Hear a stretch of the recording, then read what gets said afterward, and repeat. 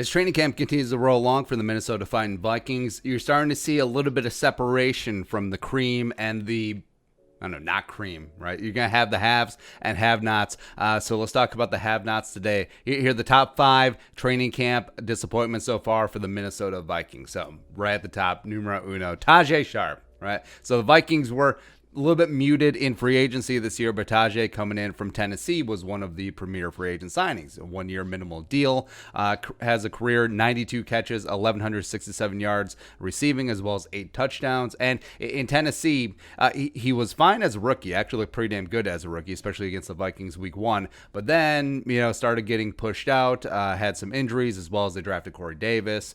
AJ Brown, who's actually really good, as well as signing Adam Humphries. So you're thinking Tajae Sharpe, all right, a guy who's buried on the depth chart, coming into the Vikings, a big opportunity, a little bit of a power vacuum at that wide receiver spot after Stephon Diggs left. Maybe Sharpe will get the jump on second-year BC or rookie Justin Jefferson, but now hasn't happened yet. Hasn't cracked. Work with the ones has been outshone pretty substantially, working with the twos by Justin Jefferson, as well as fellow rookie KJ Osborne. Now, this may be a case of no OTAs. Tajae was coming in cold, didn't have a chance to impress, but also neither has anyone else. Right, and it's starting to look a little bit like the Tavares King free agent signing in 2018, him coming from the Giants, or Jordan Taylor 2019 coming from the Broncos. Oh, he was Peyton Manning's ball boy.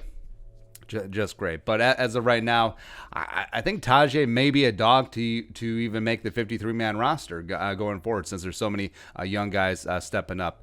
Next up, number 2 disappointment, Minnesota Vikings training camp. Sticking with the wide receivers, Dillon Mitchell. He was the other 7th-round wide receiver last season. And a lot of Vikings fans, frankly, thought more highly of Dillon Mitchell than BC, even though I was always on hashtag BC Brigade. You just look at the physical gifts of Dillon Mitchell. You look at the 75 catches, 1,184 yards receiving, 10 touchdowns as a junior, 2018. Oregon working with Justin Herbert. But so far, a lot of drops, just looking really unfocused, working exclusively with the threes.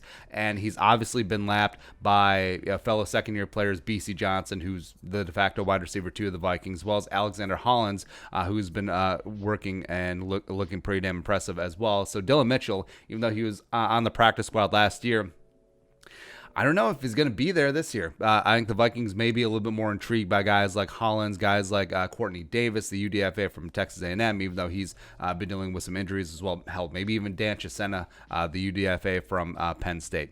Next up, number 3 disappointment. Safety Josh Metellus, the 6th-round pick coming out of Michigan. Now, he was the presumptive third safety after the Vikings got through free agency and the draft, because they had Anthony Harris, they had Harrison Smith, and there was Josh Metellus, right? So 2019, team captain in Ann Arbor, had 74 tackles, 4 tackles for loss, 2 picks, broke up 5 passes, as well as a 76.2 PFF grade over 840 snaps, was honorable mention all Big Ten. And even though he isn't necessarily a free safety, he's not necessarily a box safety, he was a nice hybrid that you want for a backup, as well as play a little bit of special teams. Beginning some work with the twos, was notably posterized by Thielen in red zone yesterday. But also, I mean, if you're a rookie safety going up against Thielen in the red zone, good luck, right? So, but looking at the Vikings roster moves as of late, the claiming of Stephen Parker, come from Miami, who's already ahead of Metellus on the depth chart, as well as trying out some other veteran safeties. It's pretty clear that the Vikings may not be sold on safety depth with Metellus, as well as fellow rookie Brian Cole II, 7th round Mississippi State. So, TBD. Next up, number 4 disappointment of Vikings training camp so far. This one hurts. This one just gets me right there. So Dru Samia, and now everyone and their mom, myself included, had Samia penciled in as at right guard, the 4th-round pick out of last year's draft. Worked at right guard last year, worked exclusively at right guard at Oklahoma, and it was like, okay, well, Josh Klein gone, Dru Samia steps up, but then the Vikings wild card biatches, and then Pat Elflein moving from left guard to right guard, and Samia is working with the twos at right guard, but also there hasn't been a lot of steam about him potentially getting in the left guard race. It's been all Aviante Collins, it's been all Dakota Dozier, and potentially even rookie Ezra Cleveland. So Samia not really getting that time of day, as well as you look back at the initial Kubiak press conference, didn't really mention Samia that much, other than Dru works hard. Yeah, but Samia is still that physical nasty that the Vikings need. He did miss practice on Tuesday, was bounced back on Wednesday, but still hasn't hit his stride yet, hasn't really found his groove, and starting to run out of time. Lastly, disappointment number 5 from Vikings training camp. So Nate Stanley, 7th round pick quarterback from Iowa, the first Vikings quarterback drafted, not in the first round since 2008. And now it's not necessarily a disappointment. It's just that he is on brand as he is what he sold himself to be.